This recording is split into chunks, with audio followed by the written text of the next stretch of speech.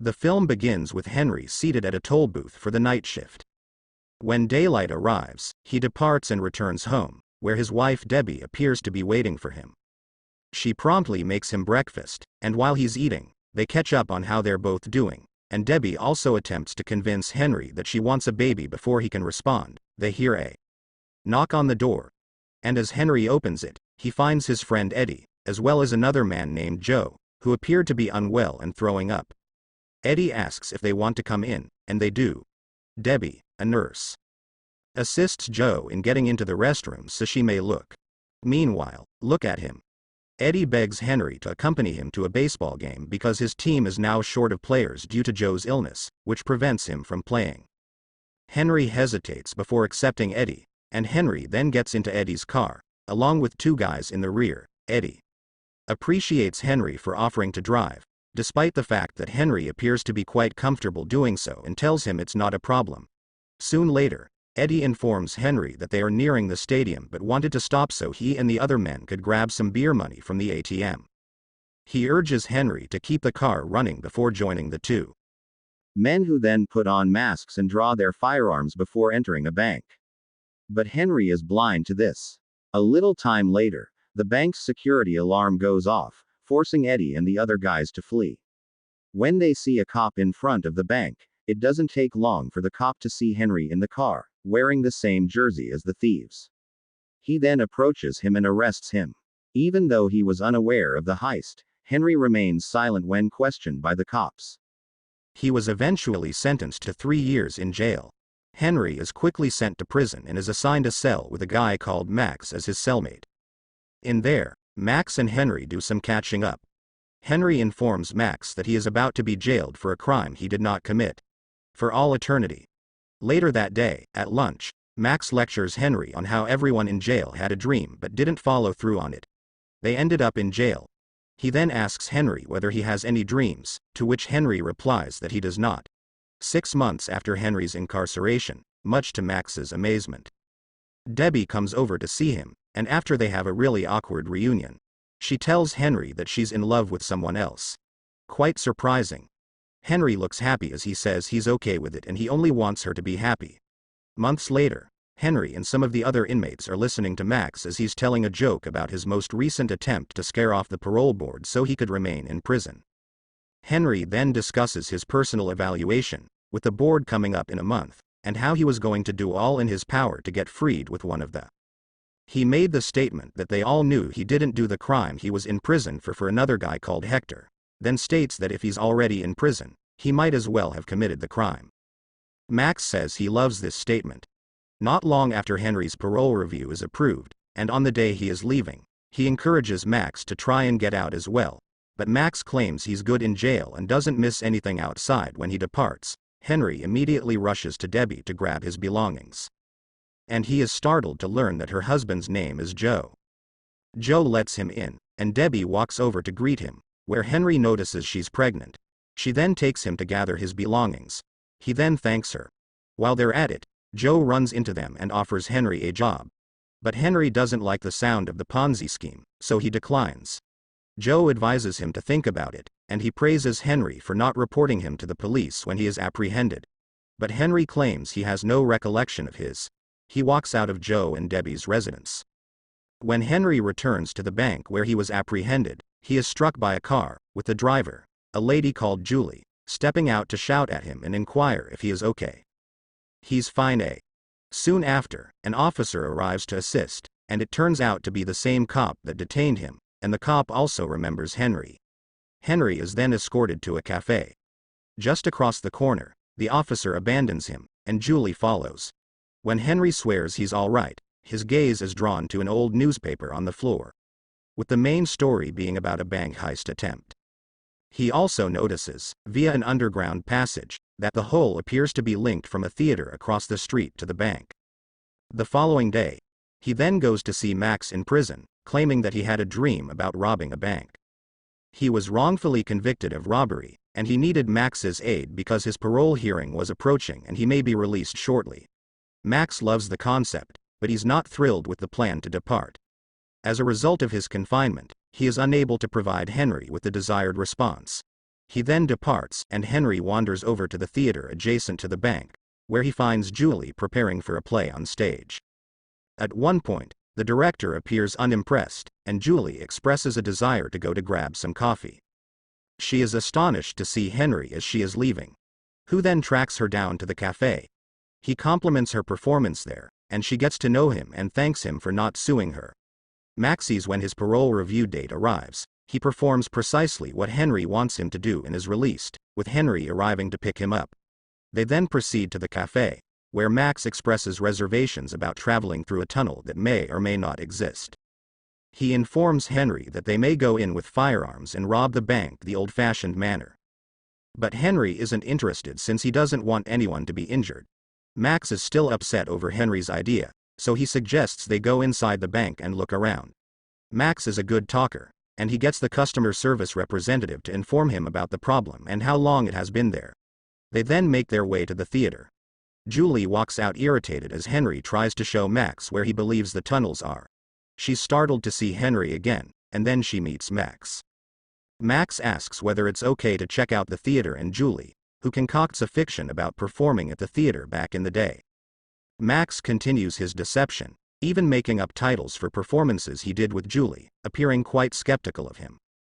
Soon later, a guy approaches Julie to tell her something about the play, and Max takes advantage of the chance to request a tour of the location, which the man agrees to. Julie and Henry eventually meet up with Julie, who remarks that Max resembles Henry's father. Despite the fact that Henry claims Max is merely a friend, Max and his tour guide move around the theater and, more deviously, he persuades the man to inform him about a hidden chamber, the passage, and, much to Max's joy, how it was linked to the bank. The guy then drives Max to the tunnels in his house. Max seemed to be ruminating about the past. He continuously strikes the wall to ensure that there is anything beyond the wall. When they finish the trip, Max and the trip guide return to meet Julie and Henry, just as Henry is telling her that he has just returned from jail. Max then announces that he will return the next day to begin helping at the theater. When they're about to leave, Henry asks Julie out on a date, much to Henry's surprise. And she agrees. After returning home, Henry begins preparing for his date, while Max discusses what they plan to do with the dirt in the tunnel.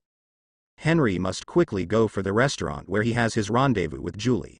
She arrives late but apologizes, and after eating, she discusses how she wants to leave a greater legacy, even considering going to Hollywood after the date. They walk to a waterfall, where Henry finally tells Julie what landed him in jail, and, more intriguingly, he tells her that he now intends to loot the bank. Julie is amused to hear him since she does not believe him. They do, however, eat ice cream and then go to Julia's place, where Henry gets to read a line from one of her plays to please her, and they kiss the next day. They return to Henry's flat, and as soon as Max hears the door open, he starts talking about his plan to get the dirt in the tunnel to the roof as he enters the living room. He is astonished to see Julie, but Henry informs him that she is already aware of the plot. With this, Max requests a private meeting with Henry, and when they are alone, Max is enraged because he doesn't understand why Henry told her. But Henry remains cool and informs Max it was all okay. They then head over to breakfast, where Max discusses going to prison for being a con man. Henry also reads a line from Julie's screenplay, and she is shocked. He's already aware of it. He's a natural, she says. Max requested Julie to give him a lift to the theater as she was leaving, and there he tells Henry that he's bored and feeling worthless when they might already be excavating the soil inside the tunnel. Henry encourages him to be cool, and Max comes up with a plan to get entrance to the dressing room with the secret tunnel, inviting him to play a role in Julie's performance. Surprisingly, the man who used to perform Max's desired role for Henry. Suits and Max utilize this opportunity to ask Julie to assist in getting Henry in front of the director. Because she already stated that he is. She is naturally astonished by his plan, but she finally helps Henry acquire the position, and with that, Henry and Max are able to begin tearing down the tunnel's wall. Unfortunately, the dirt is too thick in the tunnel, and they realize they need more help, so Henry contacts Joe, whose Ponzi scheme, like his business, has fallen. Joe is excited to join the squad the next day. They get to work. Later, Henry and Julie hook up, and she discovers that he is not interested in robbing the look for money, and he agrees, stating he just wanted to do things differently than he used to. They are stopped one night after digging by the officer who arrested Henry. He informs the three guys that he is aware of their plans and wishes to join them. Max is confused as to why he is now interested, and the officer explains that he is retiring and wants to do so with the bank, especially because the bank was unable to assist him when his wife was dying. He promises he'll be their inside man, and he also tells them when they can expect to get a large sum of money from. Many years later, Max and Henry are at home when they hear a knock on the door. It's Joe, who appears to be injured, and Eddie, who talks about wanting to join their squad to rob the bank, stating Joe told him everything. Max is enraged and nearly strikes Eddie, but Henry intervenes the next day. Max and Henry arrive at the theater to discover that the show's opening night has passed them by. It's only a few days away. When Henry notices this, he expresses his dissatisfaction with the robbery. Nick, and he did not want to leave Julie, but Max persuades him otherwise when they're excavating that day.